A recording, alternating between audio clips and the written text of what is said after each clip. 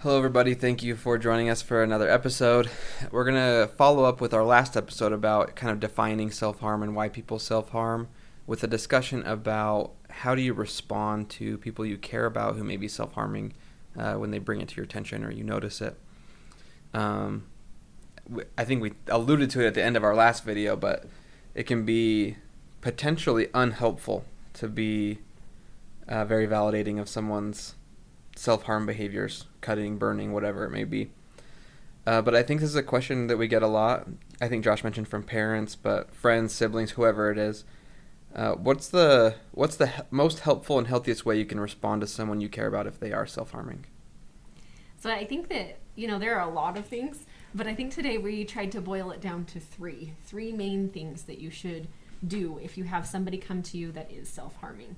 And the first one is to set boundaries. This is not the easiest thing to do, but if your loved one comes to you and says they're self-harming, you need to recognize that you can't take this on as your problem, right? So this actually happened recently to my daughter. She was in 6th grade, and one of the kids sitting next to her at school was self-harming in front of my daughter.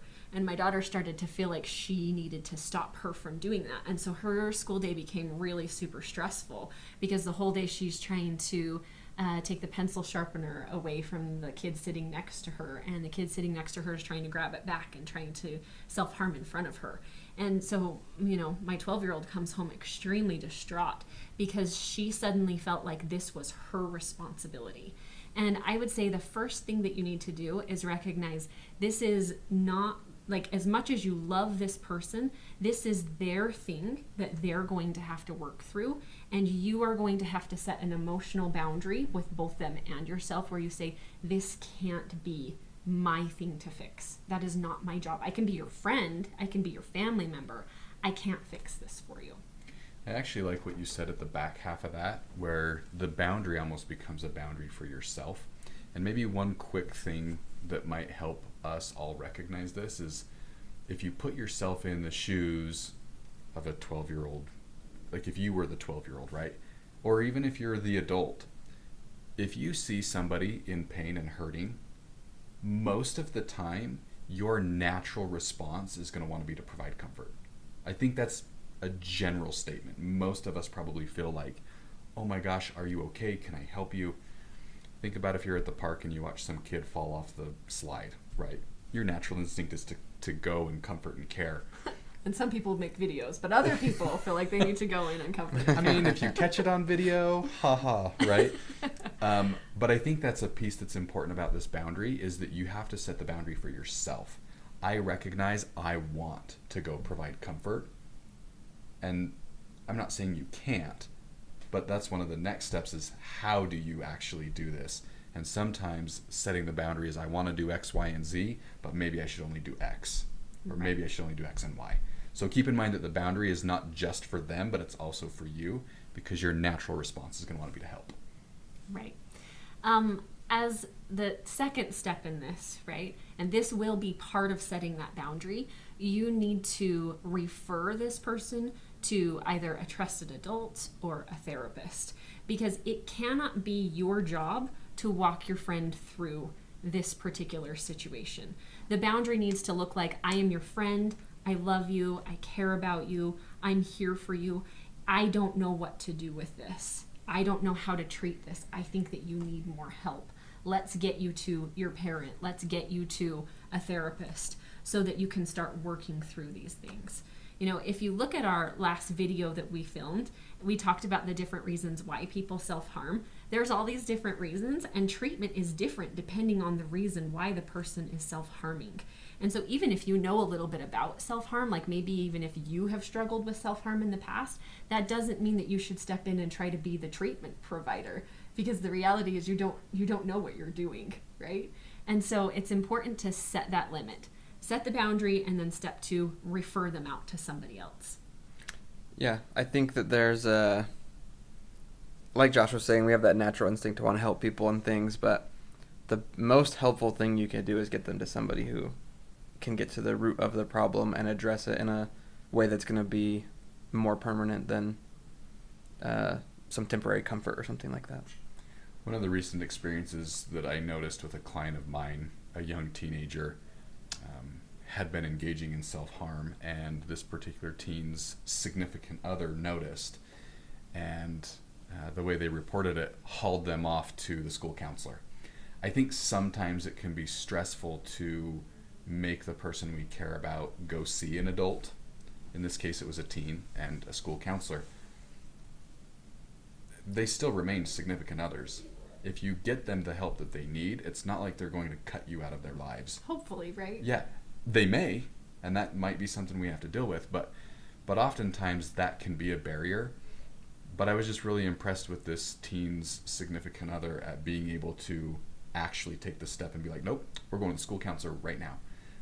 And that's a perfect example of how you set that boundary and refer out. Right? Yeah. I think the hope is that if they get the help they need, they'll realize what you did was because you cared and was a very kind action, actually. And that's exactly what we've talked about in therapy. Yeah. Right. And in all honesty, let's say you're too scared, so you don't help them get help. Then what? Now you've just put yourself in a situation where you are taking on the responsibility for this person's self-harm and you don't know what you're doing, right? And so that's not helpful for your friend. It really isn't. A good friend will step in and help, even if it's going to be something that's difficult for their friend to tolerate. Yeah. So on to the third step, right? So you set boundaries, you get them help, and then the next step is going to be a little bit trickier. It's tricky. This one is about validating the right things.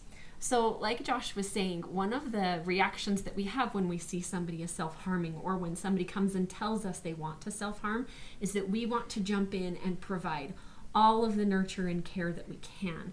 The problem is this can create a whole nother issue for your friend, right? This can create a whole nother issue because now you're showing them, hey, look, the way that you get my love and support is by either self-harming or telling me about your self-harm. So you literally just took your friend's problem and made it worse. So what do you do? Good question. So you've got to validate the right things. When we talk about what the right things are, this would be validating not the person's behavior, but the person's pain, and setting some limits with how they can come to you with this, right? One of the things that I frequently tell people is if you have a friend who is self-harming, you need to be honest with them and say, hey, look, I can't be your therapist, but I can be your friend. So if you want to call me up and say, hey, I'm kind of struggling, can you talk to me for a few minutes and take my mind off of stuff? Perfect, because that is the role of a friend, right? How often do you call up somebody and you just need to get your mind off of stuff for a little while? Now, I don't want the friend to say, oh, hey, look, I'm about to self-harm, talk me off the ledge. That's not what I'm talking about, right? That's not what you're saying. You're saying, hey, I'm struggling, can you talk to me for a little bit? And then you can validate the person's feelings and you can fill that friendship role, but you're not reinforcing the behavior. Yeah, and I think this kind of falls right in line with setting the boundaries, right? As a friend, this is what I can do for you, and I will do for you, and I'll happily do it. But there's these other parts that are not my responsibility, right? For your own safety and for their safety. And I mean, this is true even as the clinician in the situation, right? We don't validate the behavior either. Right. Yeah, I was going to say, so I guess to kind of put it in a nutshell, you kind of validate the pain they experience, maybe the distress that they're going through, and then maybe even the concept of that you're proud of them for calling you and you're grateful that you can help in the way that you can. So you kind of reinforce the efforts that they're making. Right. One of the things that we talked about in the last video is that talking to other people and showing them your self-harm sometimes creates feelings of connectedness between people, and you don't want to teach your friend to connect to you through self-harm. So teach your friend to connect to you through healthy coping. If they want to call you and say, hey, I'm trying this breathing exercise, you want to do it with me? Hey, I'm trying this new skill my therapist taught me, try it with me. That's what you want to validate, right? That's where you want to put your time and energy. Oh my gosh, I'm so proud of you. Let's do this together. So that your connection with the person becomes about healthy coping, not about the behavior that you're trying not to reinforce. I like the way you worded that. Yeah. Emotions are always valid. Actions are not. Right. Sweet. Okay, well, thank you everybody for joining us for this episode. If you liked it, if you had comments or questions, we'd love to chat in the comments. Please like and subscribe, leave a rating, and we'll see you on the next video. Thanks. Bye.